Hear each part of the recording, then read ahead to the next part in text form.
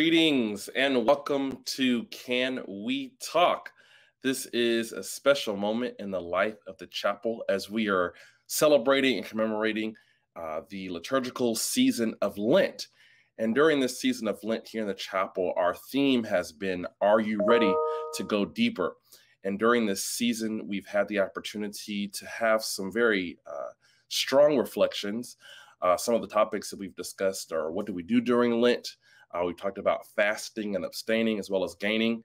And this week, we're going to be talking about purpose, paralleling Jesus's call to how college students view their purpose and mission. So we are excited to engage into a conversation. This afternoon, I am excited to welcome Ms. Brianna Clark. She is a PhD candidate in the School of Education at Howard University. So she's a graduate student. And we're looking forward to this conversation that talks about, again, idea of purpose and how can we as students, how can we as members of the faculty, how can we as members of our administration really understand this idea of call, purpose, and mission.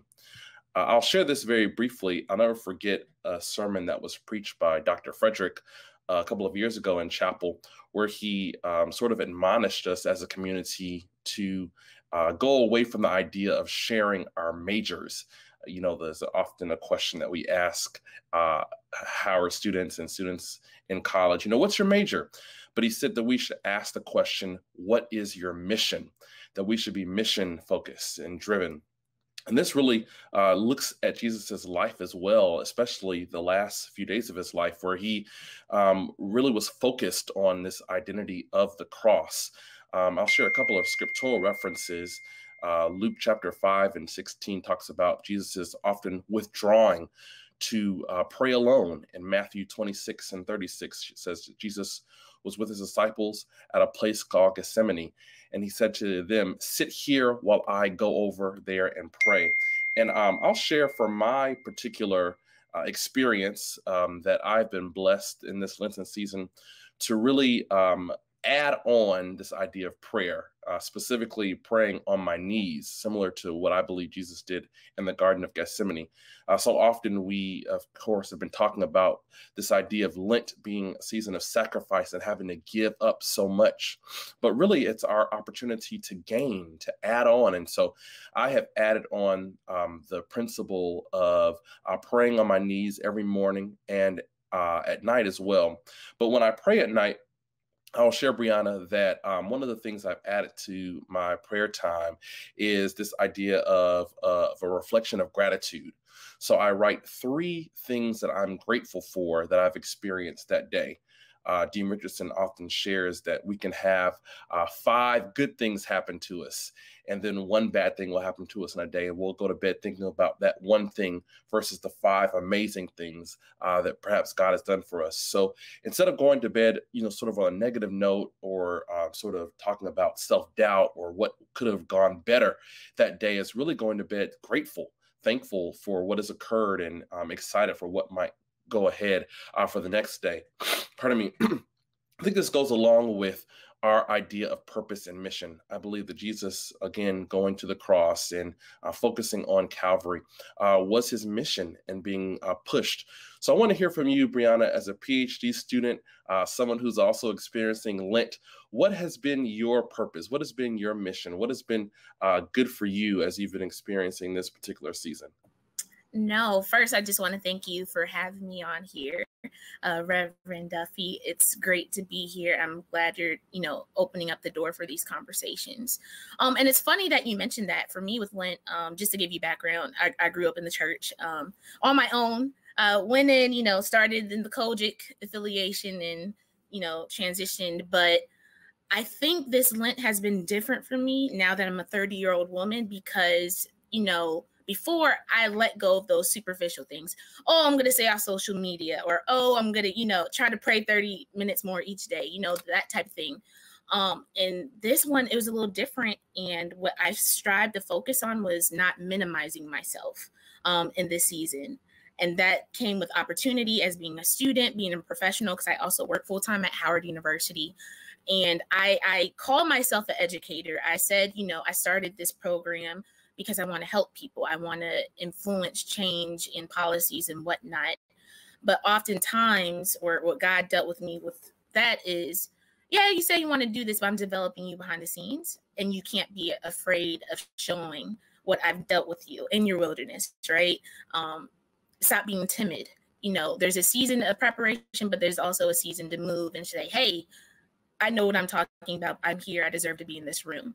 So this Lent season, I've really, against my nature and, my comfort level, pushed myself to discomfort and pursuing things that I don't necessarily think I'm prepared for yet or ready for. But in the process of it, I've seen that God has prepared me this entire journey. Like, I've been in this program going on 4 years now.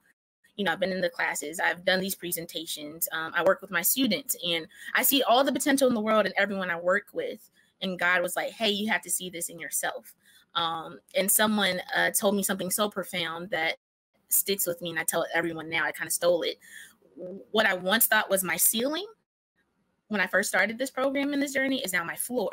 And that's a scary thing, because I came here thinking I was, pursuing this degree for one item, but so many other things have been revealed that is in line with what I'm called to do. So I know it seems really broad, but it's complex in the same capacity. Like, don't minimize who you are in any regard, academically, professionally, personally, and whatnot. So it's been really fruitful for me during this time. Wow. Thank you for that reflection, especially this idea of believing in yourself and pushing yourself to sort of see what others see in you. I think even in the example of Jesus, so many times, whether it was his mother or even his own disciples sort of telling Jesus, you are who you say you are, and you can do what, can be done. And so can you share a little bit about sort of how you are encouraging students, especially student athletes, with this idea of mission and purpose? And I ask that question because so often we have to, sometimes we believe that we need sort of the Jesus talk or the Christianity language to make those things happen. But what's been your spin for students who may not have a belief at all or have any particular religious tradition? No, great question. And I think the way I navigate this is talking about identity, right? So because of COVID, because us being virtual, because a lot of our athletes aren't able to participate in what they think they're here for, which is their sport, right? That's what brought them to Howard University. That's their identity. I'm a student athlete. I'm a football player. I'm a basketball player. I play lacrosse. That was essentially stripped away from them. And I know it's been difficult in a lot of ways, but it's been a blessing to see that they're kind of discovering themselves or rediscovering themselves and saying, hey, I am more than this. Not to say there's anything wrong with this identity, right? It was a tool, but that's not my only gifting. So they're able to discover, hey, I really love art, or hey, I really love to write, or hey, I thought I wanted to play this sport professionally, but I had to get creative on how I filled my time now because I'm not in practice or watching film. And I really discovered a passion for entrepreneurship. So that's kind of how we've been approaching it, just having real life conversation. And I think what has happened, in which I think Christianity, what we strive to do is to be transparent about our own journey. So the exact same thing I've told you, I tell to my students, and that has opened up the door for them to be willing to, explore some different opportunities in this difficult time, and not just focus on the one bad thing. A lot of students have been blessed in a lot of ways. More time with family, more time to get, working experience that they don't necessarily get to get because they're so occupied with their activities. So that has been it. We've opened up the door. We have a girl and guy talk for our student athletes. So talking about gendered issues or whatnot. So that's just really been our time together in our, I touch base with them weekly. We have weekly appointments, some bi-weekly, some even monthly, or they know they can pick up the phone and call. So I think a lot of it is rediscovering their identity. And I think that's what we all kind of maneuver, no matter what stage of life we're in. One day we're a student, or one day, I'm a learning specialist, and the next day I pursue something else. What does that mean? Because I thought this was my track. But again, it's going back to what your mission is, the end goal. There's multiple ways to get there. And it doesn't leave you, like it develops you for that. So it's been great and exciting. Thank you so much, Brianna, for that. I'll ask you one final question. You mentioned this earlier, sort of when we were backstage, this idea of barriers, right? And so in the Lenten season, we have all these barriers where we're trying to overcome, we're trying to sort of push through.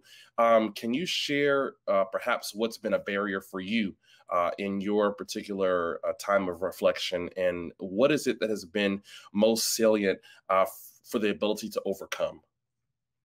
Oh, yeah, that is the biggest thing. And I think oftentimes the barriers are external forces, things I can't control. And it's humbling because it reminds me that I was never in control in the first place, right? I have this timeline, even with me completing this PhD. I had this timeline of when I wanted it to be done, and then life happens, and there's other people that play a part in you getting to that point that you can't say, hey, you need to do this because I'm ready for it, right? It's them determining if you're ready and then them having the time.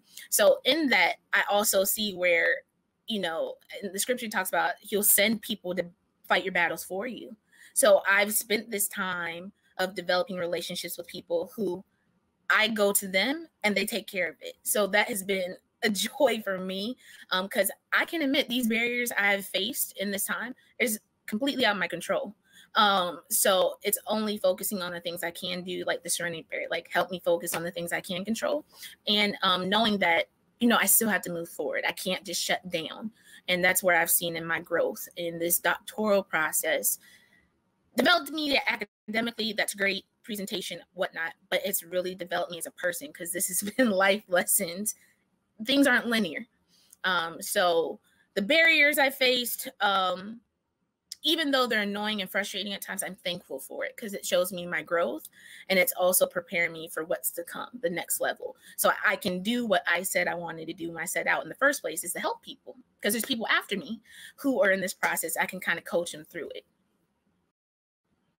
Thank you, thank you, thank you.